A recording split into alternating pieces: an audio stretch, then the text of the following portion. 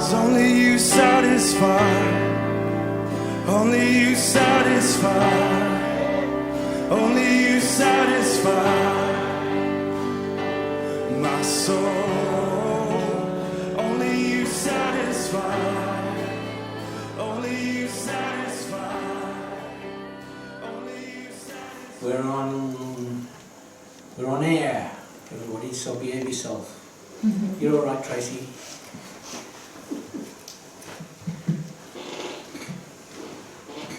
Okay, Genesis and chapter 9 and verses 9 through to 17. And God says, "Look, I now confirm my covenant with you and your descendants after you, and with every living creature that is with you, including the birds, the domestic animals, and every living creature of the earth, with you all those that came out of the ark with you, every living creature of the earth. Confirm my covenant with you. Never again will all living things be wiped out by the waters of the flood. Never again will a flood destroy the earth." And God said, "This is the guarantee of the covenant I am making with you and every living creature with you. A covenant for all subsequent generations. I will place my rainbow in the clouds, and it will become a guarantee of the covenant between me and the earth. Whenever I bring clouds over the earth, and the rainbow appears in the clouds, and it will become a guarantee of the covenant between me and the earth." Have I just said that? I just looked it up. It's a guarantee. It's a guarantee. Apparently sure. Guarantee. Wow. Whenever I bring clouds over the earth and the rainbow appears in the clouds, then I will remember my covenant with you and with all living creatures of all kinds. Never again will the waters become a flood and destroy all living things. When the rainbow is in the clouds, I will notice it and remember the perpetual covenant between God and all living creatures of all kinds that are on the earth. So God said to Noah, "This is the guarantee of the covenant that I am confirming between me and all living things that are on the earth." Now, we know that the rainbow is a picturesque wonder of nature. It's gorgeous as you're driving along sometimes, and it's been raining, and suddenly you get that wonderful flash of colour. It's well worth being there for that. And it's easily explainable by boring people who like to explain it in terms of, it's the reflection of the sunlight and blah blah blah, you know. But we know that the rainbow is formed by the sun shining through falling raindrops, which break up the light and into its constituent 7 colours, all that boring stuff. All the cloud needs is the sun then to shine on it, and there is the rainbow. But that's boring and not really what we're after. What our text explains is the divine significance with which God invested it. It seems likely that in the pre-flood world there was a thick blanket of cloud around the earth, and as a result there was no rainbow. Genesis 1:16, "And God made 2 great lights, the greater light to rule the day and the lesser light to rule the night. He made the stars also." Now that tells you exactly what it looked like at this time in the earth's history. That before the flood came, all you could see, there was a cloud canopy around the earth, and all you could see was a brighter light during the day and a dull light at night, the sun and the moon hidden behind clouds. It's what we find today. Plenty of times on Kangaroo Island you get up and it's covered in cloud, and it's a miserable day. Well, not a miserable day, it's a cloud covered day. Just like that. Amy, is that you? Not you. It's probably Paul. Hi, Doug. G'day, Doug. Hey Dave. Hey, mate. I walked behind the camera today. Doug, dig yourself in.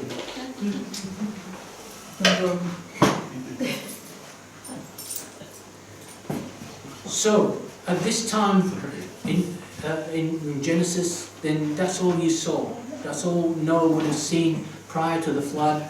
Would have been the greater light that ruled the day, the lesser light that ruled night. Now, first, the rainbow is a symbol that even in life's darkest episodes, if we will look up, then the biggest storm cloud is overruled to arrange our richest blessing. In the Hebrew Bible, the word for rainbow normally refers to a warrior's bow. It is God who trains my hands for battle. My arms can bend a bow of bronze. It's all very wonderful, picturesque language. But here, some people understand this to mean that God the warrior hangs up his battle bow at the end of the flood, indicating that he is now at peace with his creation. And somebody laughed. And then, you right, babe? Did I say something funny? No, I was just reflecting. Oh, reflecting. That's good. Okay. The rainbow's genius is that the same cloud that scowls at us becomes the means of a divine assurance and salvation. The optimist knows that every cloud has a silver lining. The pessimist knows that every silver lining has a cloud. And there is a rainbow in every cloud that is permitted to overhang God's people. No matter what comes our way, some of the most unpleasant things can be turned into victory if we take it on board as a blessing from God. Because I know that some things are not particularly a blessing. I was sitting in a hospital bed just a week or so ago, and I was not doing well because I was stuck in a hospital bed, and they wouldn't even let me look out the window. Well, that followed a slight, I'm given to occasionally sleepwalking. And I disappeared off down the corridor all by myself, and there was a general search, and they weren't very pleased because they had enough to do without running after me at 2 o'clock in the morning. But I was happy enough. I got this picture of where I was, which wasn't the hospital, and where I was going, which wasn't the hospital, and I was getting out of Dodge. They didn't see it quite like that. I needed to be back in bed, and so there was a short battle in which I was not victorious. You need a tracker on you, so remote. Click it and it goes beep. I know where you are. Yes, you gotta find you that way. They've got 3 of them on me.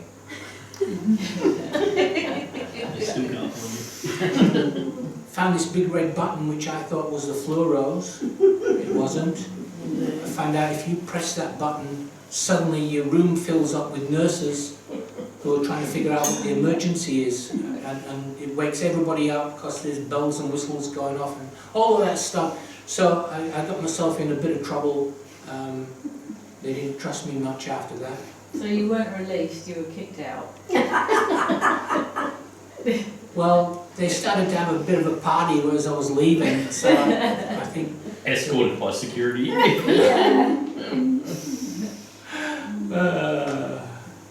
Anyway,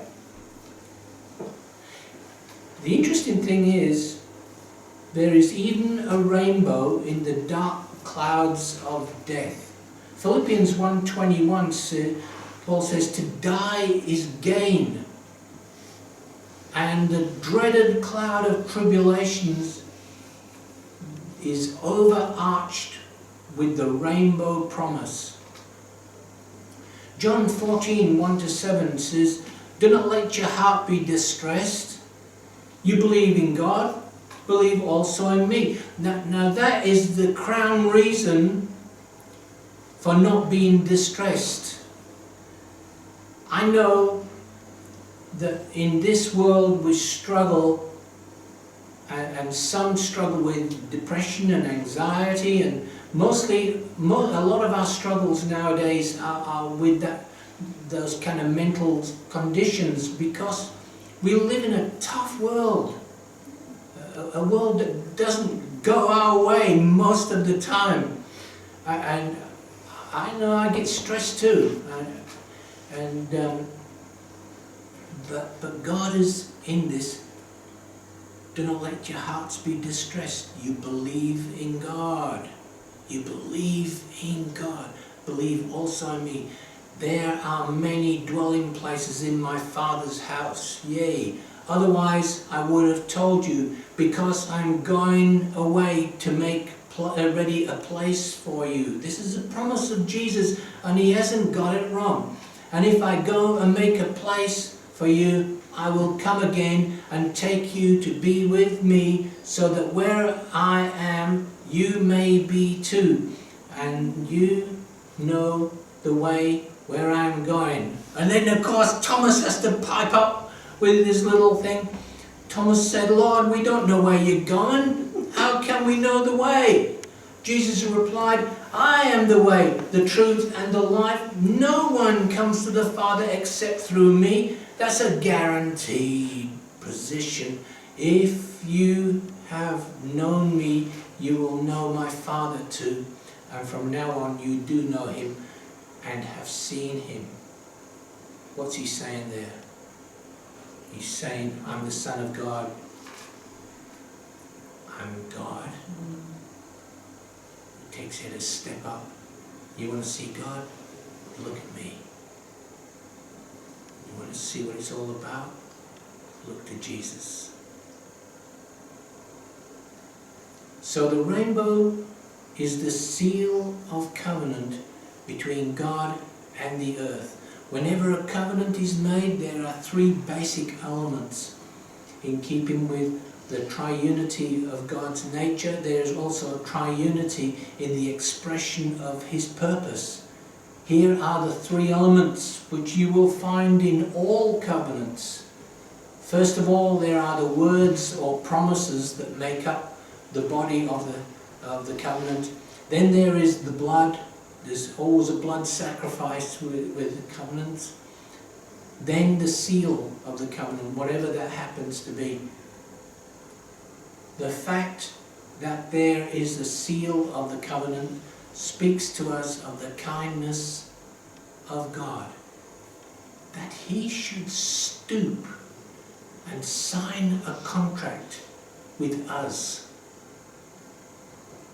with ill-deserving humanity, and binds himself to us forever. What kind of God is this that we have? He takes a day off from running the universe to look after us. But it also speaks to us of the severity of God, for it always recalls that at least once God allowed a small portion of his anger loose on sin. What do we learn from this? That God is very scary. He's good, but he's scary. It's like the old Lion, Witch and the Wardrobe, isn't it? When I think it was a beaver, talking beavers. Whoa. And one of the kids said, when she finds out Aslan is a lion, is he safe?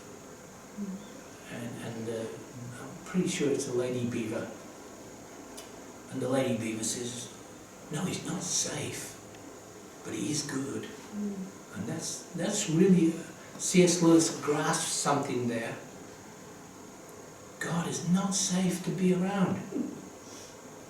He's dangerous. He makes you do things you never want to do. Suddenly you're out in front, all by yourself, all fallen away, and it's just you. And a hostile crowd in front. That's what I do Anzac Day every year, and we start in the dark. That's okay. The dark envelops us, and I can't see them. I'm pretty sure they can see me, but I take no notice of that. I can't see them. That's the important thing. And as I'm working through the stuff, I suddenly realise it's gotten light, and they can see me now. And I'm basically a scaredy cat. I don't like being out front. I've got to tell you that. When I first started this preaching game, I used to just about wet my pants every time I had to get up. But you kind of get used to it a little bit. But I'm not the big time preacher. I'd much rather be hidden in the crowd somewhere. But that's not what God has planned for me. And so I'd rather bless God than myself.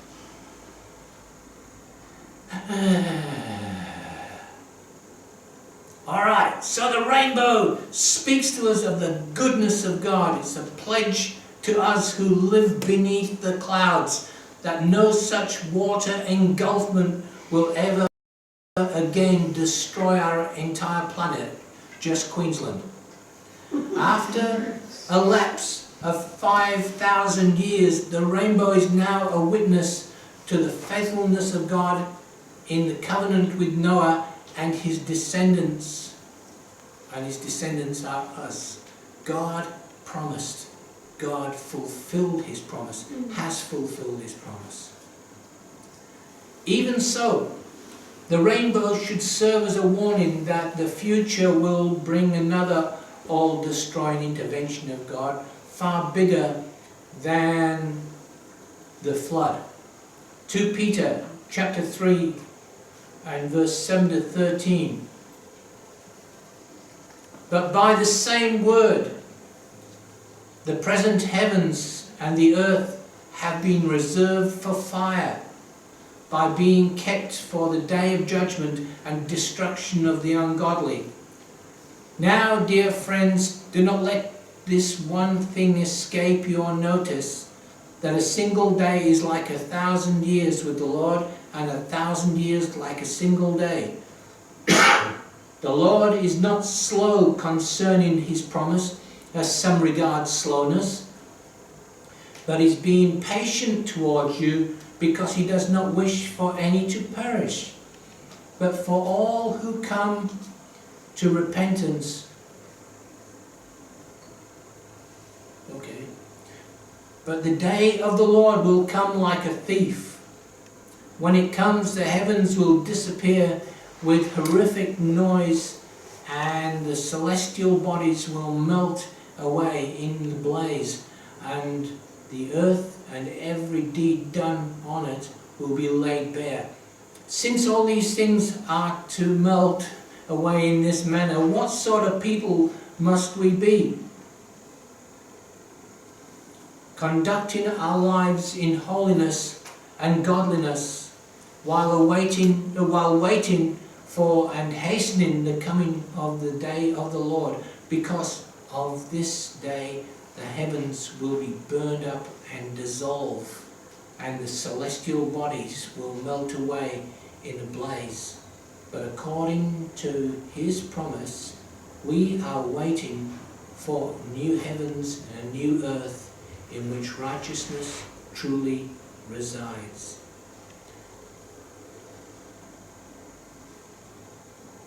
Ezekiel saw that rainbow above and beyond the judgments that were falling on his nation. He says in Ezekiel 1:27-28, I saw an amber glow like a fire enclosed all around from his waist up. From the waist down I saw something that looked like fire. There was a brilliant light around it, like the appearance of a rainbow in the clouds after the rain. This was the appearance of the surrounding brilliant light. It looked like the glory of the Lord. When I saw it, I threw myself face down. Good move, Zeke. Good move. John saw it too.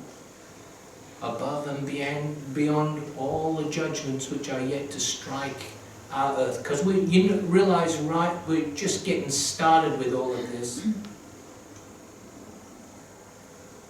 Revelation 4:1-3.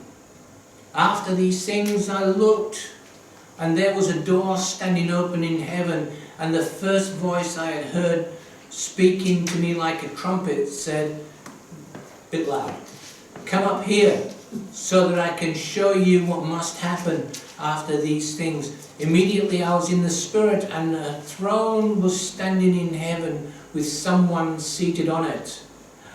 Guess who?